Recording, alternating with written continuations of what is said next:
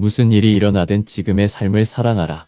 더 나아가 니체는 우리가 우리 자신의 죽음을 비롯하여 죽음이 존재하는 세상을 개탄할 것이 아니라 환영해야 한다고 주장한다.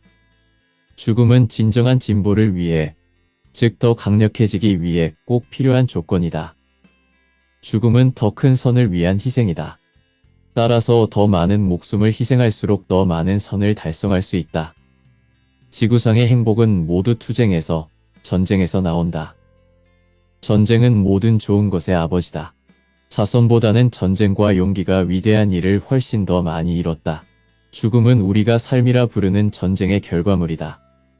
죽음은 피할 수 없으며 피해서도 안 된다. 오래 사는 장수는 반드시 바람직한 것은 아니다.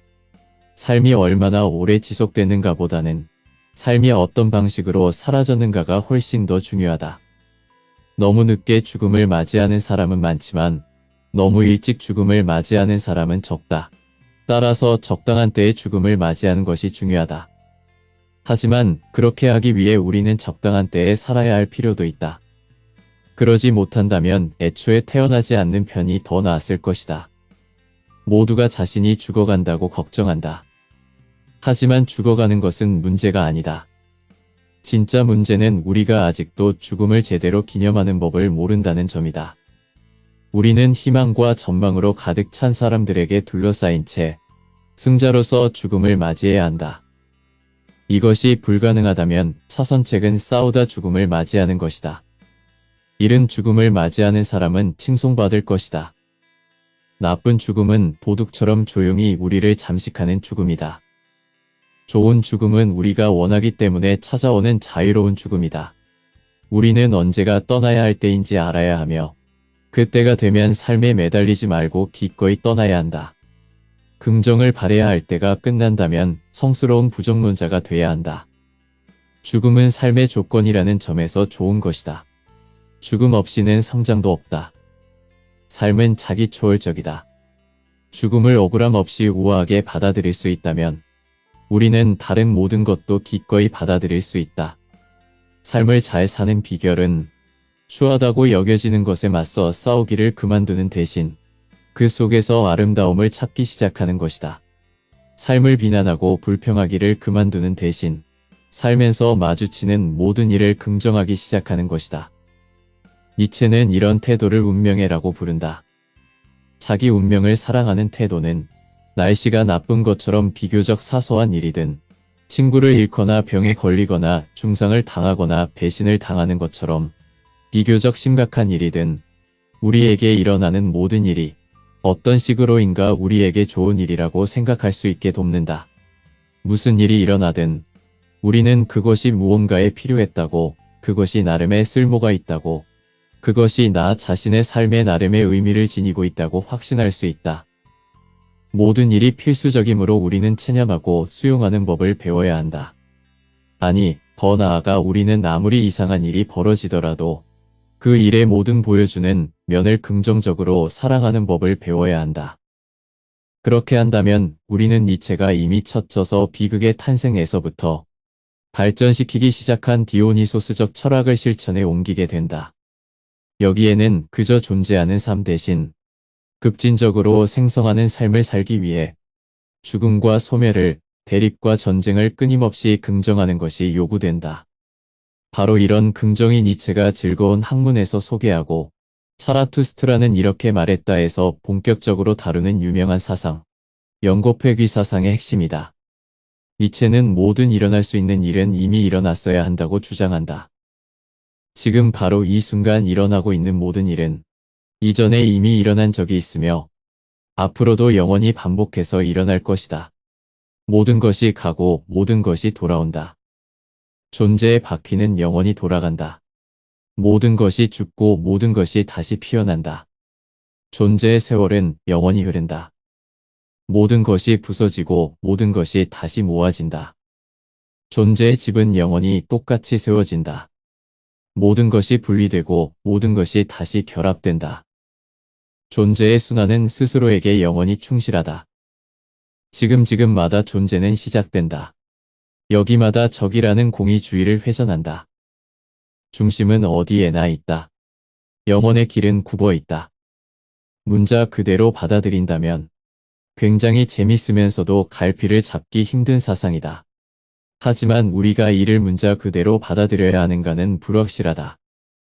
어쩌면 니체는 진심으로 시간이 순환적이며 삶이라는 끝없는 순환 속에서 모든 일이 이전에 영원히 반복되어 온 것처럼 앞으로도 정확히 반복될 것이라고 믿었을지도 모른다. 하지만 그러지 않았을 가능성이 더 높다. 그런 생각이 급진적 생성에 관한 본인의 철학과 상충된다는 점을 알고 있었을 것이기 때문이다. 니체는 영겁회귀 개념을 쇼펜하우어에게서 얻었다. 쇼펜하우어에게 시간은 실제하지 않는다. 시간은 그저 우리가 사물을 투과해 바라보는 렌즈 중 하나에 불과하다. 쇼펜하우어가 진정으로 실제한다고 믿는 것, 즉 의지는 변화하지 않는다. 하지만 우리는 시간이라는 렌즈를 통해 사물을 바라보기 때문에 실제로는 변화하지 않는 대상이 마치 반복해서 나타나는 것처럼 보일 수 있다. 그런데 니체가 말하는 영겁회귀 역시 시간의 실제성을 부정하고 있다. 시간을 실제하게 만드는 것은 무언가가 지나간다는 사실과 일단 지나가고 나면 지나간 채로 남아있다는 사실이기 때문이다. 그것은 결코 다시 돌아오지 않는다. 만약 영겁회귀 사상이 암시하는 대로 지나간 것이 다시 돌아온다면 그것은 실제로 지나간 것이 아니다. 혹은 어떤 의미에서 지나간 것이라 하더라도 정확히 그만큼 다가올 것이기도 하다. 존재했던 것이 다시 존재할 것이기 때문이다.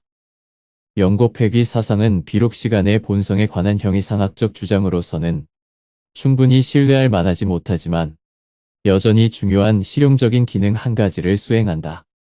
바로 우리에게 삶을 잘 살고 있는지 측정할 수 있는 사고의 틀을 제공하는 것이다. 일종의 사고 실험 역할을 한다. 니체는 즐거운 학문에서 이렇게 말한다. 어느 날 낮 혹은 밤에 악령 하나가 슬며시 찾아와 이렇게 말한다면 어떻게 하겠는가? 너는 내가 지금 살고 있는 대로 그리고 내가 지금까지 살아온 대로 이 삶을 다시 살아야 할 것이다. 셀 수 없이 많이 살아야 할 것이다. 새로운 일은 하나도 없을 것이다. 그저 내 삶의 모든 고통과 모든 기쁨과 모든 생각과 모든 한숨이 말로 표현할 수 없을 만큼 사소한 일부터 중대한 일까지 전부다. 동일한 차례와 순서로 똑같이 반복될 것이다. 여기 나무들 사이의 거미와 달빛까지도 이 순간과 나 자신까지도 반복될 것이다. 존재의 영원한 모래시계가 계속해서 뒤집히고 또 뒤집힐 것이다.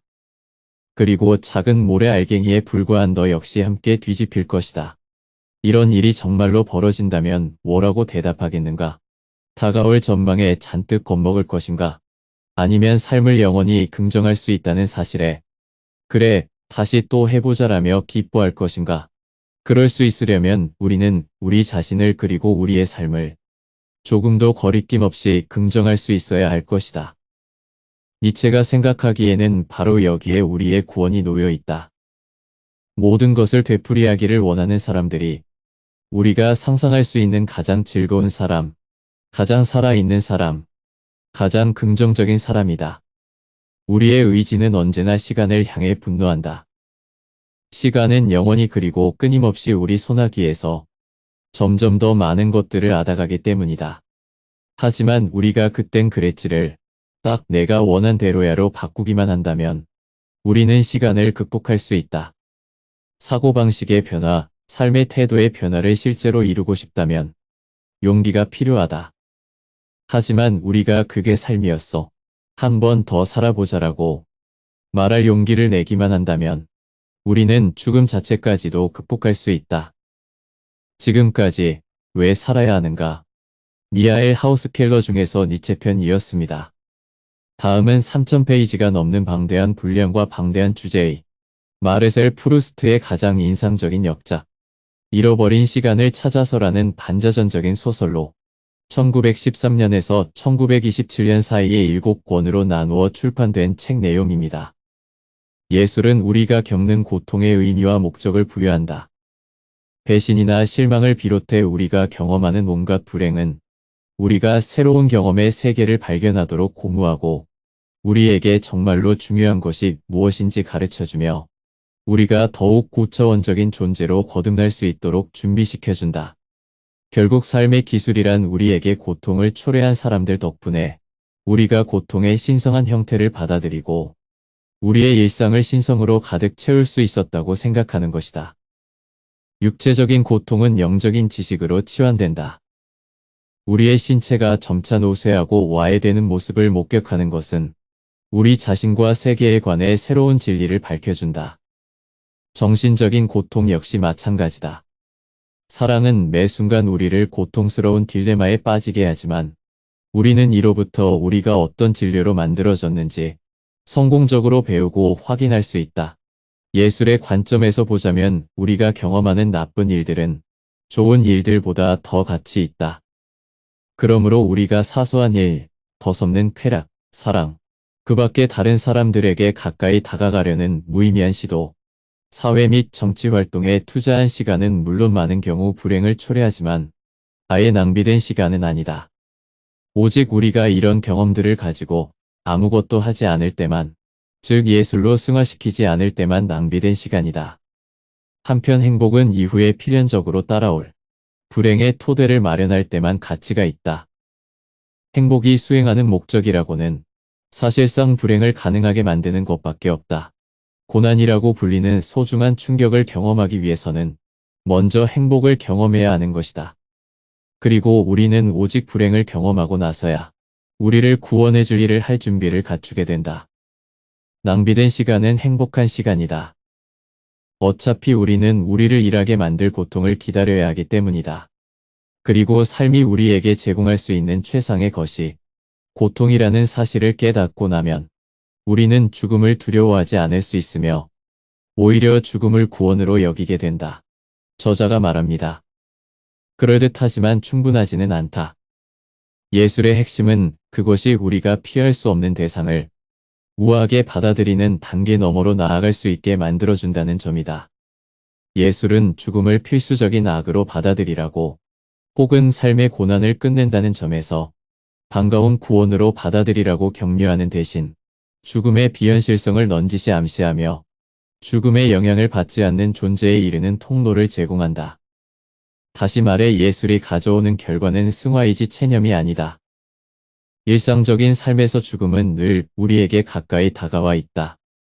죽음에 관해 지나치게 깊이 생각하지 않으려고 애쓰더라도 우리는 죽음이 언제든 닥칠 수 있다는 사실을 알고 있다. 때때로 죽음은 실제로 닥치기도 전에 우리를 소나기에 쥐고 괴롭히기도 한다. 마치 우리 내면에 웬 이방인이 들어와서 몰래 자기 일을 하고 있는 것만 같다.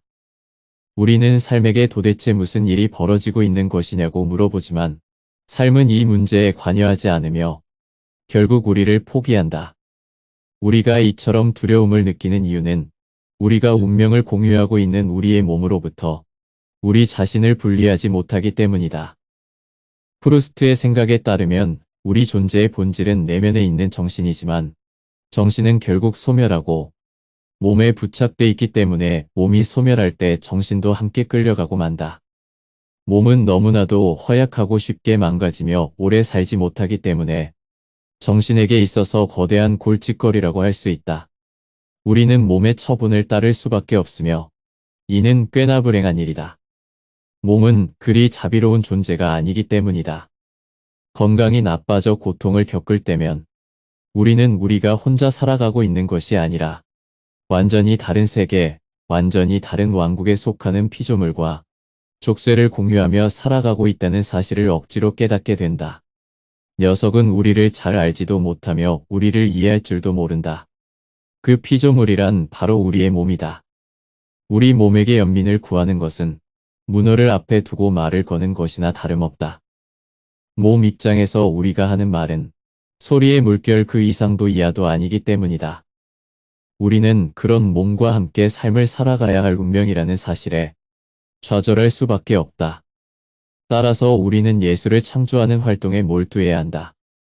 그렇게 할 때 우리는 몸을 무시할 힘, 몸의 허약함을 딛고 일어설 힘을 얻을 수 있다. 또 그렇게 할 때 우리는 죽음이 닿지 못했고 앞으로도 닿을 수 없는 본질의 세계 위에 견고하게 발을 올려놓을 수 있다. 우리는 사소해 보이는 감각의 자극을 받아 우리의 과거가 돌연 눈앞에 나타나 현재와 합쳐지는 경험을 한 순간, 이 본질의 세계가 존재한다는 사실을 처음 확인할 수 있었다. 중요한 점은 이런 순간이 과거의 순간이 아니라는 점이다. 오히려 이런 순간은 과거이면서 동시에 현재이며, 따라서 과거보다도 현재보다도 더욱 본질적인 순간이다. 그렇기 때문에 마르셀은 과거의 어떤 장면들을 떠올릴 때면 그 자체만으로도 충분히 죽음을 나와 상관없는 무언가로 만들 수 있다는 즐거운 확신을 얻는다. 예술은 바로 그런 장면들을 모방하고자 하며 이는 다시 태어났다는 심오한 감각을 불러일으킨다. 과거가 현재 위에 포개지면서 시간과 시간을 나누던 거대한 틈이 사라진 데에 더해 우리가 우리의 실존이 시간 속에 존재하지 않는다는 사실을 깨달았기 때문이다. 이 느낌을 감지한 내면의 존재는 자신이 과거에도 현재에도 가지고 있는 특성, 시간을 초월해 가지고 있는 특성을 감지했다. 내면의 존재는 과거와 현재의 동일성이라는 매개를 통해 존재하면서 사물의 본질을 즐길 수 있는 환경에서만, 다시 말해 시간 너머에 존재할 때만 모습을 드러냈다. 결과적으로 죽음을 향한 두려움은 사라진다. 죽음은 시간 속에 거하지 않는 존재를 건드릴 수 없기 때문이다. 하지만 우리는 본질적으로 우리 자신이라고 할 수 있는 바로 그 존재가 낭비되지 않도록 주의해야 한다. 삶을 의미 있게 살기 위해 우리는 우리 내면의 존재를 기르고 돌봐야 한다. 필요한 양식을 제공함으로써 내면의 존재가 시들지 않도록 오히려 힘을 얻도록 만들어야 한다. 내면의 존재는 오직 사물의 본질만을 양식으로 삼으며 사물의 본질 속에서만 힘과 기쁨을 얻는다. 반면 감각이 현재를 관찰하는 동안, 지성이 미래를 기다리며 현재를 메마르게 하는 동안, 의지가 실용성만을 따지는 인간의 편협한 목표를 받드는 가운데 실제성을 잃은 과거와 현재의 파편을 재료 삼아 미래를 구축하는 동안 내면의 존재는 힘을 잃는다. 그렇다면 과거에 이미 들어본 소리와 이미 맡아본 냄새가 다시 느껴지도록 하자. 과거와 현재를 동시에 느껴지도록 하자. 사실적이지는 않지만 현실적으로, 추상적이지는 않지만 이상적으로 느껴지도록 하자. 그러면 그 즉시 사물에 숨겨져 있는 영속적이고도 고유한 본질이 풀려나올 것이며, 오랫동안 죽어 있는 것 같았지만 죽어 있지 않았던 우리의 진정한 존재가 이 천상의 양식 덕분에 다양한 방식으로 깨어나 활기를 되찾을 것이다. 시간의 질서로부터 해방된 한순간이 바로 그 한순간을 의식할 수 있도록 우리 속의 시간의 질서로부터 해방된 인간을 되살린 것이다. 우리는 내면의 인간이 자신이 느끼는 행복에 그렇게나 확신을 갖는 것을 진심으로 이해한다. 또 우리는 내면의 인간에게 죽음이라는 이름 역시 무의미하다는 사실을 이해한다. 시간 너머에 존재하는 인간에게 미래 따위가 무슨 두려움을 불러일으키겠는가? 지금까지 왜 살아야 하는가? 저자 미하엘 하우스켈러 중에서 마르셀 프루스트의 가장 인상적인 역작, 잃어버린 시간을 찾아서라는 소설의 내용을 저자의 시작으로 살펴보았습니다. 첫 번째 주제 니체는 삶은 전쟁이고 그 결과물은 죽음이라고 했습니다. 전쟁터에서 당연 죽을 수 있겠지요. 전쟁터에서 죽을 수 있고 좀 더 있다가 죽을 수도 있겠지지요. 죽음은 피할 수 없으며 피해서도 안 된다고 했습니다. 또한 오래 사는 장수는 반드시 바람직한 것은 아니다라고 했습니다. 삶이 얼마나 오래 지속되는가 보다는 삶이 어떤 방식으로 사라졌는가가 훨씬 더 중요하다고 했습니다. 니체는 인생을 무한반복, 영겁하게 한다고 했습니다. 저자는 이를 우리의 삶을 잘 살고 있는지 측정할 수 있는 사고의 틀을 제공한다고 했습니다. 이것이 아니면 다시 살아보지 하는 용기가 필요하다고 말합니다. 어차피 내가 반복하지 않아도 역사는 반복되는 것이니 인생이 마음에 들지 않으면 지금 살 때 다시 살아보면 되는 것입니다. 멋지네요. 마르셀 프루스트의 잃어버린 시간을 찾아서에서는 과거와 현재의 동일성이 내면이고 나 자신이라고 말하고 미래 따위는 두려워하지 말라고 합니다. 과거에 이미 들어본 소리와 이미 맡아본 냄새가 다시 느껴지도록 하자고 합니다. 과거와 현재를 동시에 느껴지도록 하자고 합니다. 그것이 바로 나 자신이고 나 자신을 소중히 하고 낭비하지 말라고 합니다. 저는 개인적으로 정신없이 열심히 살아가는 삶을 원하지 않습니다. 인생을 돌아보는 시간이 많을수록 인생은 행복하고 죽을 때 편하게 만족하면서 후회 없이 죽을 수 있다고 생각합니다. 50이 넘었다면, 50에 가까워진다면, 이제 지나온 인생의 즐거웠던 순간을 다시 돌아볼 때입니다. 그것이 바로 나 자신입니다. 인생을 돌아보면서 후회하는 것이 아니라 그냥 다시 살면 됩니다. 인정할 것은 인정하고 용서할 것은 용서하고 그냥 다시 살 수 있는 용기만 있으면 됩니다. 앞만 보고 달려가지 마시길 바랍니다. 의미 없고 가치 없습니다. 나 자신을 위해 과거를 돌아보는 시간을 아니면 아무런 생각이 없는 명상을 하는 것이 좋습니다. 불멍이 그렇게 좋다고 하니 오랜만에 자연으로 나가 불멍하는 시간을 가지고 싶습니다. 여러분은 어떠신가요? 지금까지 여러분과 함께 살아가는 책요리였습니다. 감사합니다. 끝까지 시청해 주셔서 감사합니다. 내용이 좋았다면 구독, 좋아요 부탁드립니다.